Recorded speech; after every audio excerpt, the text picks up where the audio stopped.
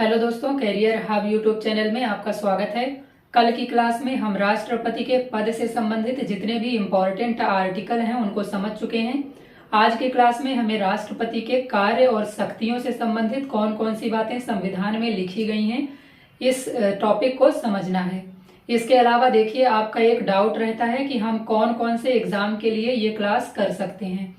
तो देखिए, आप किसी भी एग्जाम की प्रिपरेशन कर रहे हैं जिसमें जीके जीएस पूछा जाता है, उसके लिए आप ये क्लासेस कर सकते हैं। स्टार्टिंग में मैंने आपको यूपीएसआई के लिए इसलिए बोला था क्योंकि हम मूल विधि को भी इसमें कवर करेंगे और मूल विधि यूपीएसआई के अलावा और किसी भी एग्जाम में पूछा नहीं जाता है। तो मूल विधि वाला जब टॉपिक हम कवर करेंगे तो उसे आप स्किप कर दीजिएगा। बाकी पॉलिटी है जो अभी हम पढ़ रहे हैं, ये सारे एग्जाम में पूछा जाता है। जो इसके बाद हम पढ़ेंगे हिस्ट्री, ज्योग्राफी, इकोनॉमिक्स, साइंस, ये सारे सब्जेक्ट सभी एग्जाम्स में पूछे जाते हैं। तो ये सारी क्लासेज आप किसी भी एग्जाम के लिए देख सकते हैं, चाहे आप यूपीएसआई की तैयारी कर रहे हो, आप यूपी पीसीएस की तैयारी कर रहे हो, आरओ एआरओ की तैयारी कर रहे हो, या किसी भी एसएससी के एग्जाम की या किसी भी रेलवे के एग्जाम की प्रिपरेशन कर रहे हो, तो आप इन क्लासेस को देख सकते हैं। ये क्लासेस आपके लिए बहुत बेनिफिशियल होंगी। जैसे देखिए, अभी आरपीएफ एसआई का एग्जाम हुआ था, उसमें इस एक क्लास से कितने सारे क्वेश्चन आपसे पूछे गए थे। क्योंकि आपको पता है आरपीएफ एसआई में शिफ्ट वाइज एग्जाम होता है, तो अलग अलग शिफ्ट में कितने सारे क्वेश्चन इस एक क्लास से बने थे। आप समझ लीजिए कि ये क्लास आपके लिए कैसे इंपॉर्टेंट रहेगी। आप रेलवे, एसएससी किसी भी एग्जाम की प्रिपरेशन कर रहे हो तो भी। तो देखिए, इसमें एक प्रश्न पूछा गया था कि राष्ट्रपति सुप्रीम कोर्ट से किस आर्टिकल के तहत सलाह मांग सकता है।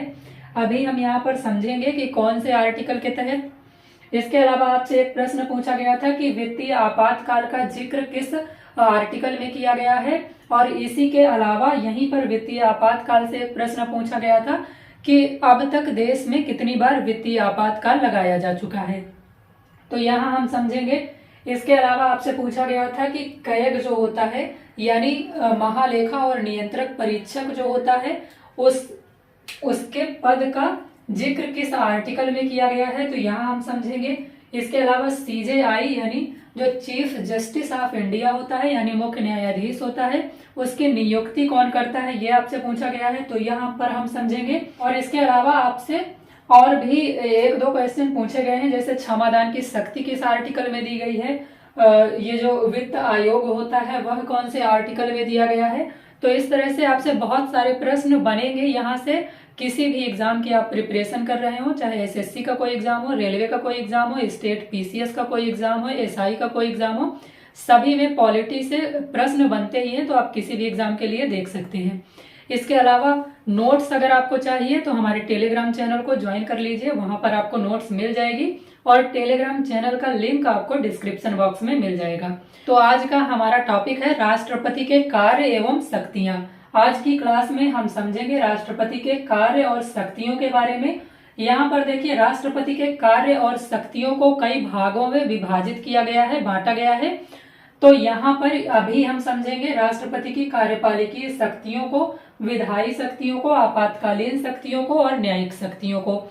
इसके बाद इसी क्लास में हम समझेंगे राष्ट्रपति की और जो शक्तियां उसको संविधान के अनुसार प्रदान की गई हैं, जैसे सैन्य शक्तियां हैं, स्वविवेक से वो कुछ फैसले ले सकता है या कार्य करता है, तो वो शक्तियां हैं। इन सभी के बाद इसी क्लास में पढ़ेंगे। तो देखिए, सबसे पहले हम पढ़ेंगे कार्यपालिकीय शक्तियों को। सबसे पहला पॉइंट इसमें आपको याद रखना है कि कार्यपालिकीय शक्तियों का जिक्र किया गया है आर्टिकल 53 में। तो आर्टिकल 53 में कार्यपालिकीय शक्तियों के बारे में बताया गया है। तो राष्ट्रपति की कार्यपालिकीय शक्तियों का जिक्र आर्टिकल 53 में किया गया है। सबसे पहली बात आपको यही याद रखनी है, आपके एग्जाम में पूछ लिया जाता है। फिर देखिए, राष्ट्रपति की कार्यपालिकीय शक्तियों के अंतर्गत राष्ट्रपति को कौन कौन सी शक्तियां प्रदान की गई हैं। तो राष्ट्रपति को पहली शक्ति इसमें प्रदान की गई है नियुक्ति या अपॉइंटमेंट करने की शक्ति। तो राष्ट्रपति कौन कौन से पदों पर नियुक्ति करता है। राष्ट्रपति प्रधानमंत्री की नियुक्ति करता है। तो आपको याद रखना है, पीएम की नियुक्ति राष्ट्रपति के द्वारा की जाती है। ये मंत्रियों की नियुक्ति करता है। इसके अलावा ये कैग की नियुक्ति करता है। कैग का फुल फॉर्म होता है, हिंदी में आपको याद रखना है, नियंत्रक एवं महालेखा परीक्षक।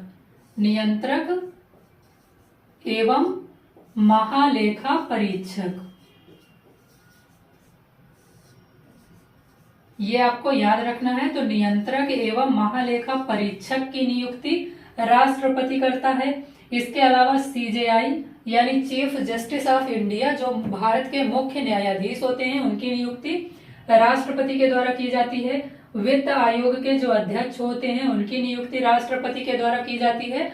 और यूपीएससी आयोग के जो अध्यक्ष होते हैं उनकी नियुक्ति राष्ट्रपति के द्वारा की जाती है। तो ये सभी पॉइंट आपको याद रखने हैं। इनमें से किसी से भी आपसे प्रश्न पूछा जा सकता है कि बताइए सीजेआई की नियुक्ति कौन करता है। ये आरपीएफ एसआई में अभी इसी साल 2024 में पूछा गया था। तो यहाँ से किसी से भी आपसे प्रश्न पूछा जा सकता है, इनको आपको याद रखना है। फिर दूसरी कार्यपालिकीय शक्ति इसमें राष्ट्रपति को दी गई है, किसी भी आयोग के या किसी भी परिषद के गठन की शक्ति। तो इसमें राष्ट्रपति जो है वो अंतरराज्यीय परिषद का गठन कर सकता है आर्टिकल 263 के तहत। तो आपको ये आर्टिकल जरूर याद रखना है। यहाँ से कई बार प्रश्न बहुत सारे एग्जाम में पूछा गया है। राष्ट्रपति अंतरराज्यीय परिषद का गठन करता है आर्टिकल 263 के तहत। राष्ट्रपति वित्त आयोग का गठन करता है हर 5 साल में। ये सारे प्रश्न बहुत ज्यादा बार रिपीटेड प्रश्न हैं, यहाँ से आपको कुछ भी छोड़ना नहीं है, अच्छे तरीके से याद कर लेना है।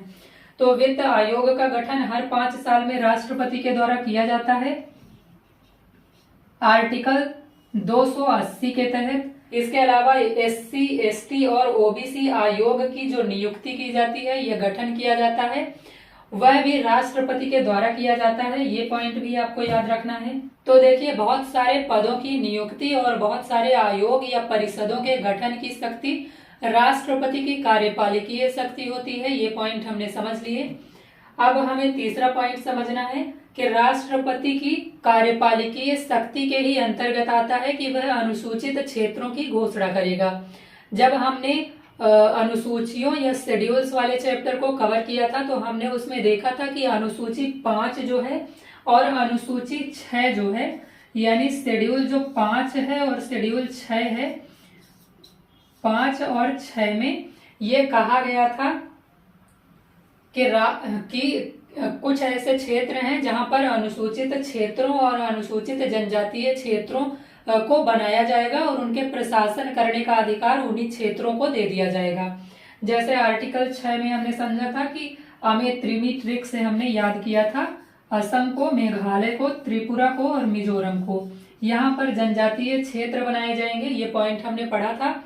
तो ये कहा गया है कि राष्ट्रपति ही अनुसूचित क्षेत्रों की घोषणा करेगा या अनुसूचित जनजातीय क्षेत्रों की घोषणा करेगा। तो ये पॉइंट भी आपको याद रखना है।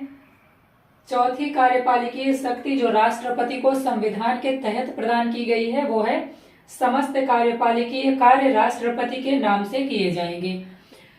फिर दूसरा है विधायी शक्तियां राष्ट्रपति को प्राप्त हैं। तो विधायी शक्तियों में पहला पॉइंट ये है कि संसद का ये अंग होता है। अभी कल की वीडियो में हमने समझा था कि राष्ट्रपति जो होता है वह संसद का अंग होता है। राष्ट्रपति जो होता है वह संसद का अंग होता है। यहाँ पर देखिए, संसद जो होती है, संसद के 3 भाग होते हैं। कौन कौन से? तो प्रेसिडेंट इसमें होता है, इसमें लोकसभा होती है और इसमें राज्यसभा होती है। जब भी कोई बिल बनाया जाता है या जब भी कोई कानून बनाना होता है तो सबसे पहले उसे बिल के रूप में लोकसभा या राज्यसभा में प्रस्तुत किया जाता है। कोई भी विधेयक के तौर पर किसी भी कानून को सबसे पहले लोकसभा या राज्यसभा में रखा जाता है, फिर उस पर चर्चा होती है। अगर उसे लोकसभा पास कर देता है, राज्यसभा पारित कर देता है, तो फिर ये राष्ट्रपति यानी प्रेसिडेंट के पास भेजा जाता है। जब तक राष्ट्रपति इस पर अपनी अनुमति नहीं देता है, यानी जब तक राष्ट्रपति इस पर अपना साइन नहीं कर देता है, तब तक वह बिल या विधेयक जो होता है वह एक्ट नहीं बनता है, यानी वह अधिनियम नहीं बनता है, यानी वह कानून नहीं बनता है। सरल भाषा में आप ये समझिए, कोई भी विधेयक तब तक कानून नहीं बनता है जब तक राष्ट्रपति उस पर अपनी अनुमति नहीं दे देता है या राष्ट्रपति उस बिल पर अपना सिग्नेचर नहीं कर देता है।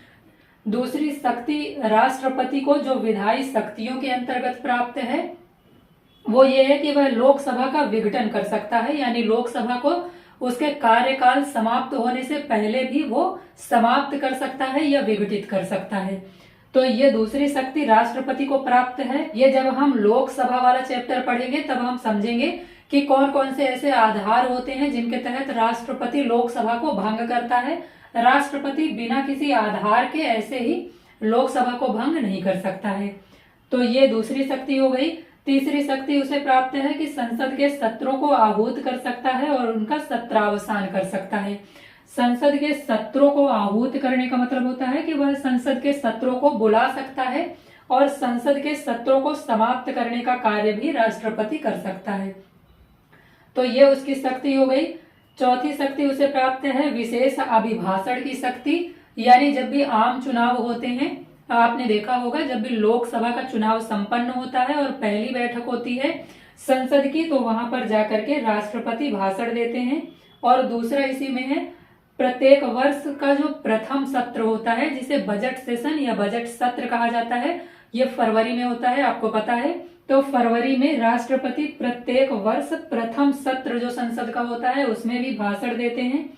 तो ये दो तरह के भाषण विशेष अभिभाषण के अंतर्गत आते हैं जो राष्ट्रपति को विधायी शक्तियों के तहत प्राप्त हैं। पांचवा पॉइंट इसमें है राज्यसभा में 12 सदस्यों को राष्ट्रपति मनोनीत कर सकता है। ये पॉइंट हमने कई बार समझा है और ये बहुत बार एग्जाम में पूछा जाता है, तो आपको अच्छे तरीके से याद रखना है। यह आर्टिकल 80 के तहत, आर्टिकल 80 आपको याद रखना है। आर्टिकल 80 के तहत राज्यसभा में 12 सदस्यों को राष्ट्रपति मनोनीत कर सकता है। फिर इसके बाद अध्यादेश जारी करने की शक्ति भी राष्ट्रपति के पास होती है। और अध्यादेश क्या होता है, तो जब भी संसद का कोई एक सदन, जैसे यहाँ पर लोकसभा और राज्यसभा 2 सदन होते हैं, तो मान लीजिए ये दोनों सदन सत्र में नहीं है, इनका कोई भी सत्र नहीं चल रहा है, या लोकसभा या राज्यसभा में से कोई एक सदन सत्र में नहीं है और कोई कानून बनाने की बहुत अर्जेंट जरूरत पड़ जाए कि नहीं इस पर कानून बनाना ही है, बहुत अर्जेंट कोई कानून बनाना हो, तो ऐसे में यहाँ पर कोई भी कानून नहीं बनाया जा सकता है, क्योंकि दोनों सदनों से किसी भी बिल को पारित हो करके ही कानून बनाया जा सकता है। तो ऐसे में राष्ट्रपति अगर बहुत अर्जेंट होता है किसी विषय पर कानून बनाना, तो राष्ट्रपति अध्यादेश जारी करके उस विषय पर कानून बना देते हैं। लेकिन जब भी लोकसभा और राज्यसभा के सत्र चलते हैं तो फिर उनमें इस कानून को रखा जाता है और इसे पारित करवाया जाता है। अगर ये पारित नहीं हो पाता है तो ये कानून वहीं पर समाप्त हो जाता है। लेकिन अगर ये लोकसभा और राज्यसभा में पारित हो जाता है तो फिर ये कानून हमेशा के लिए कानून बन जाता है। जैसे लोकसभा और राज्यसभा से पारित करने के बाद कोई कानून बनता है हमेशा के लिए, वैसे। तो अब चलिए हम समझते हैं आपातकालीन शक्तियों के बारे में। तो राष्ट्रपति 3 तरह के आपातकाल देश में लगा सकता है। इसमें पहला है राष्ट्रीय आपातकाल, दूसरा है राष्ट्रपति शासन और तीसरा है वित्तीय आपातकाल। इन तीनों से संबंधित आर्टिकल आपको याद रखने हैं। आर्टिकल 352 के तहत राष्ट्रपति देश में राष्ट्रीय आपातकाल लगा सकता है और इसमें कुछ आधार चाहिए होते हैं। अगर वैसी कंडीशंस हैं तो ही राष्ट्रपति देश में राष्ट्रीय आपातकाल लगाएगा। तो कौन कौन से आधार यहाँ पर होने चाहिए, इसमें देखिए पहला आधार होता है कि देश में युद्ध की स्थिति बन गई हो या देश में किसी दूसरे देश ने आक्रमण कर दिया हो, यानी बाह्य आक्रमण की स्थिति बन गई हो। और तीसरा सशस्त्र विद्रोह की स्थिति देश के अंदर ही बन गई हो। तो सशस्त्र विद्रोह, बाह्य आक्रमण और युद्ध की स्थिति में राष्ट्रपति द्वारा राष्ट्रीय आपातकाल लगाया जाएगा आर्टिकल 352 के तहत। फिर दूसरा आपातकाल जो लगाया जाता है राष्ट्रपति के द्वारा उसे कहा जाता है राष्ट्रपति शासन और ये आर्टिकल 356 के तहत लगाया जाता है। राष्ट्रपति शासन हमेशा राज्यों में लगाया जाता है, ये बात आपको पता होगी, याद रखिएगा। स्टेट्स में या राज्यों में राष्ट्रपति शासन लगाया जाता है। आर्टिकल 356 में राष्ट्रपति शासन की बात की गई है, ये भी आप याद रखिएगा। और राष्ट्रपति शासन क्या होता है ये समझते होंगे आप। जब भी किसी राज्य में या किसी स्टेट में वहां का संवैधानिक तंत्र जो होता है वो विफल हो जाता है, वहां की सरकारें काम करने में सक्षम नहीं रह जाती हैं, तो वहां राष्ट्रीय आपातकाल नहीं, वहां पर राष्ट्रपति शासन लगा दिया जाता है राष्ट्रपति के द्वारा। जैसे अभी कुछ समय पहले जम्मू कश्मीर में लगाया गया था, आपको याद होगा, करंट अफेयर्स में आपने बहुत बार पढ़ा होगा, न्यूज़पेपर्स में आपने बहुत बार पढ़ा होगा। तीसरी तरह का आपातकाल है वित्तीय आपातकाल। तो वित्तीय आपातकाल के बारे में बताया गया है आर्टिकल 360 में। आपसे ये प्रश्न कई बार पूछ लिया जाता है कि वित्तीय आपातकाल का जिक्र किस आर्टिकल में किया गया है, तो आर्टिकल 360 में किया गया है। इसके अलावा इसे पूरे देश में लगाया जाता है, ये बात भी आपको याद रखनी है।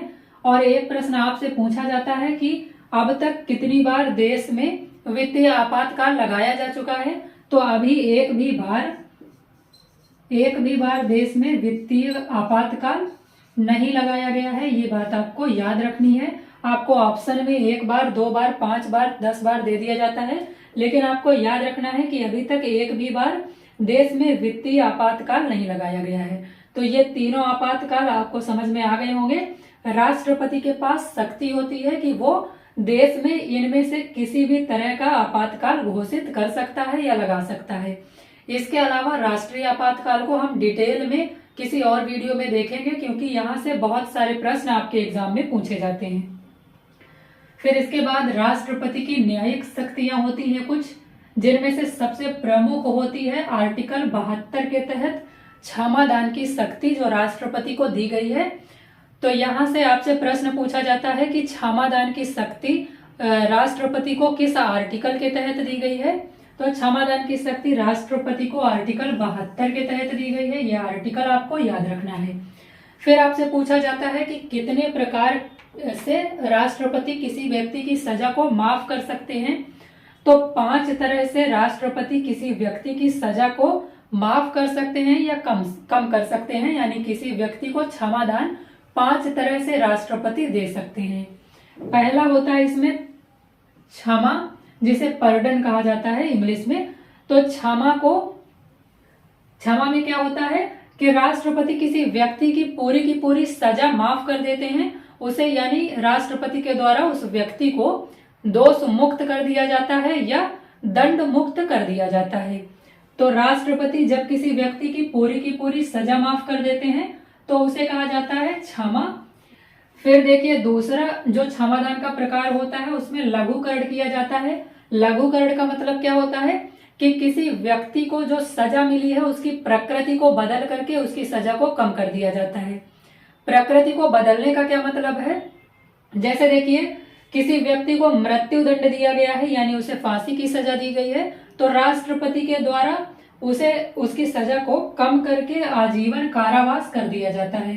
तो मृत्यु दंड से आजीवन कारावास यानी जिंदगी भर उसे जेल में रहना होगा, ये कर दिया गया। तो राष्ट्रपति ने उस व्यक्ति की सजा की प्रकृति बदल दी यहाँ पर, क्योंकि उसे मृत्यु दंड होने वाला था और उसे आजीवन कारावास दे दिया गया। तो इस तरह की जो क्षमादान की शक्ति होती है उसे लघुकरण कहा जाता है। फिर तीसरा होता है परिहार। परिहार में दंड की प्रकृति में परिवर्तन किए बिना किसी व्यक्ति की सजा को कम कर दिया जाता है। जैसे किसी इंसान को अगर 10 साल की सजा दी गई है तो राष्ट्रपति उसकी सजा को माफ करके कम करके 5 साल की सजा में बदल देते हैं। तो यहाँ पर दंड की प्रकृति में बदलाव नहीं हुआ, लेकिन उसकी जो सजा थी वो कम हो गई, इसे कहा जाता है परिहार। फिर इसके बाद अगला जो होता है वो होता है विराम।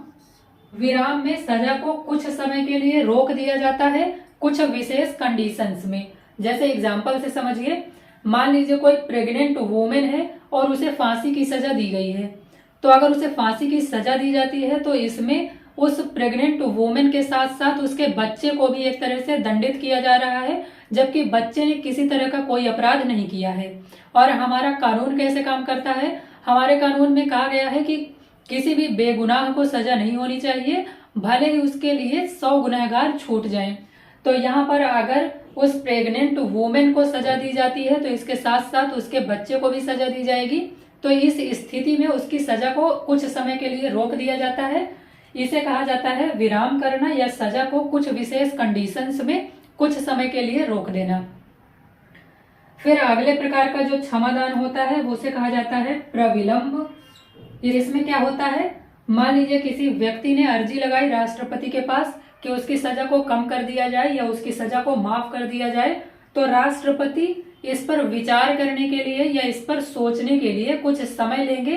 तो उस समय के लिए उस इंसान की या उस व्यक्ति की सजा को रोक दिया जाएगा। जब तक राष्ट्रपति डिसीजन नहीं ले लेते हैं तब तक उस इंसान को सजा नहीं दी जाएगी। इसे ही कहा जाता है प्रविलंब करना। प्रविलंब का मतलब क्या होता है कि थोड़ी देरी कर दो सजा देने में, क्योंकि अभी राष्ट्रपति के पास किसी व्यक्ति ने अर्जी लगाई है, राष्ट्रपति हो सकता है उसकी सजा को माफ कर दे या हो सकता है उसकी सजा को माफ ना करें, लेकिन क्योंकि राष्ट्रपति के पास अर्जी लगाई गई है तो वो उस पर विचार कर रहे हैं, तब तक के लिए किसी इंसान की सजा जो है वो रोक दी जाती है और इसे ही प्रविलंब कहा जाता है। तो न्यायिक शक्ति में सबसे पहली शक्ति है क्षमादान की शक्ति राष्ट्रपति के पास, और इन तरीकों से राष्ट्रपति किसी व्यक्ति को क्षमा कर सकता है। फिर न्यायिक शक्ति में दूसरी शक्ति ये दी गई है राष्ट्रपति को आर्टिकल 143 में कि राष्ट्रपति सुप्रीम कोर्ट से सलाह मांग सकते हैं या परामर्श मांग सकते हैं किसी विषय पर। लेकिन यहीं पर यह कहा गया है कि राष्ट्रपति अगर किसी विषय पर सलाह मांगते हैं तो सुप्रीम कोर्ट बाध्य नहीं है सलाह देने के लिए, और अगर सुप्रीम कोर्ट ने कोई सलाह राष्ट्रपति को दे दी है तो राष्ट्रपति भी बाध्य नहीं है उस सलाह को मानने के लिए।